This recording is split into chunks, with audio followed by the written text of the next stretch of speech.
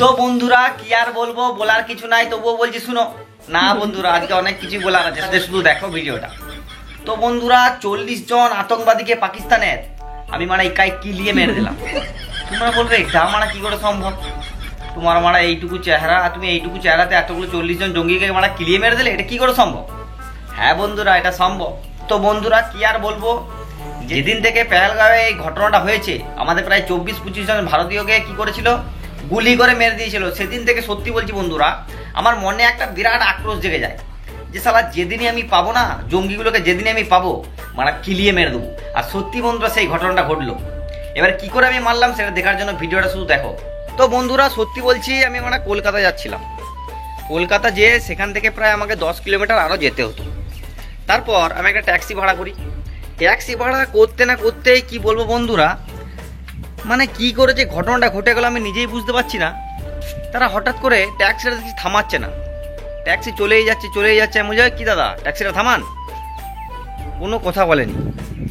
হঠাৎ করে আমার যে পাশে প্যাসেঞ্জারটা ছিল, সেও যাচ্ছিল আমার সাথেই, হঠাৎ করে একটা পিস্তল বার করলো, বলছে চুপচাপ যাবি, একটা কথা বলবি না, যদি একটা কথা বলিস শালা খুলি উড়িয়ে দেবো। ঠিক আছে, আমি কোনো কথা বললাম নাই, চুপি চুপি তাদের সাথে যেতে শুরু করলাম। তারপরে বন্ধুরা এমনিতেই আমার শরীরটা একটু খারাপ লাগছিল, আমি কখন ঘুমিয়ে গিয়েছিলাম আমি নিজেই বুঝতে পারিনি। তারপরে আমি যখন চোখ খুলছি দেখছি এ বাবা, মনে হচ্ছে পাকিস্তান চলে এসেছি। কিরকম একটা ভাঙাচোরা ঘর, সেখানে আমাকে রেখে দিয়েছে, আমি বেডের উপর শুয়ে আছি। তারপর আমার সত্যি বলছি বন্ধুরা, কি যে হয়ে গেল আমি নিজেই জানি না। শরীরে অদ্ভুত একটা শক্তি আমি অনুভব করলাম। তারপর শালা এত রাগ ধরেছে আমার, শালারা নৃশংসভাবে হত্যা করেছিল সে 26 জন আমাদের ভারতবাসীকে না। এরপর দেখ কাকে বলে। তারপরে বন্ধুরা ভোলে বাবার আমি আশীর্বাদ নিলাম, মনে মনে ভাবলাম ভোলে বাবা আজকে যা হবে হবে, শালা দিকে আমি কচু কাটা করে দেবো। তারপর বন্ধুরা হাতটাকে এরকম করে মুঠো করলাম, গুম গাম করে যতগুলো শালা আতঙ্কবাদী ছিল সবাইকে শালা মারতে শুরু করলাম। আর বললে বিশ্বাস করবে না, ওরা সেই গুলি চালিয়ে যাচ্ছে, কিন্তু একটা গুলিও আমার শরীরে লাগছে না। আমি তো ভাবলাম শালা এটা অদ্ভুত ব্যাপার, গুলি লাগছে না কি ব্যাপার। তারপরে মনে মনে ভাবলাম যা বটে, গুলি যখন লাগে নাই ওদের শালা আমি মেরেই ছাড়বো। সত্যি বলছি বন্ধুরা, গুম গাম করে কিলোচ্ছি বুঝলে।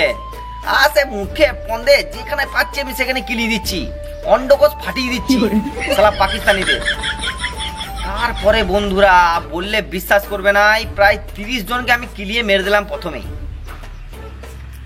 তারপরে কি মনে গেল যে কি ব্যাপার, ওইখানে তাবু খাটিয়ে কজন মাল বোমা তৈরি করছিল পাকিস্তানি জঙ্গি, আমি সেখানেও সেই হিরোর মতো এন্ট্রি নিলাম। আর আছে কি বলবো বন্ধুরা, সে বড় বড় পেটেগুলো আমার গা দিকে ছুটলে কি হবে, একটা বোম আমার গায়ে লাগে নাই, আমি সেই হিরোর মতো এগিয়ে যাচ্ছি বুঝলে। আর সেই গোটা 10 জনের মতো ছিল, দুমদাম করে বোম ছুটছে। আমি মনে মনে ভাবছি শালা ভোলে বাবার আশীর্বাদ আছে আমার কাছে, তোরা যা পাচ্ছিস কর, আমার কিছুই হবার নাই। এগোচ্ছি আর বোম ছুটছে। তারপর শালাকে কি বলবো বন্ধুরা, তাবুটাই গেলাম, তাবুটাই যে শালা দিকে ধরে মুখে পন্দে কিলিয়ে যাচ্ছি, গুম করে কিলিয়ে যাচ্ছি বুঝলে। আর ওরা আমাকে বলছে ছেড়ে দাও, আমাদের ভুল হয়ে গেছে, আমরা এরকম কোনোদিন করবো না। আমি তবু কিছু মানছি না, সে জঙ্গিগুলোকে বেধড়ক কিলিয়ে যাচ্ছি। তারপরে বুঝলে বন্ধুরা হঠাৎ করে দেখছি কে আমাকে ডাকছে, বুঝলে কাকে কিলোচ্ছিস। তারপরে দেখছি ও বাবা, আমি বিছানায় শুয়ে আছি, মা আমাকে ডাকছে, বলছে কাকে এত কিলোচ্ছিস। আমি মাকে বললাম না কেউ নয়, তুমি আর বুঝবে না। কি বলবো বন্ধুরা, যাই বলো এটা স্বপ্ন হোক আর যাই হোক, মন থেকে কিন্তু আমি বিরাট খুশি। স্বপ্ন হোক বা বাস্তব হোক, পাকিস্তানের জঙ্গিগুলোকে কিলিয়ে মারলাম, এটাতে আমার মনটা একদম দারুণ খুশি হয়ে গেছে, সত্যি বলছি। তো বন্ধুরা যাই হোক, আর একটা কথা বলে রাখছি, স্বপ্নতে আমি 40 জনকে মেরেছি, তবে যাই বলো 40 জনকে আমি যদি নাও মারতে পারি, 2-1 জনকে সালাম আমি কামড়িয়ে মেরে দেবো, এই ট্যালেন্টটা আমার মধ্যে আছে। তো বন্ধুরা ভিডিওটা এখানেই শেষ করছি। ভিডিওটা ভালো লাগলে লাইক কমেন্ট শেয়ার করতে ভুলবেন না। চলো দেখা হচ্ছে নেক্সট ভিডিওতে।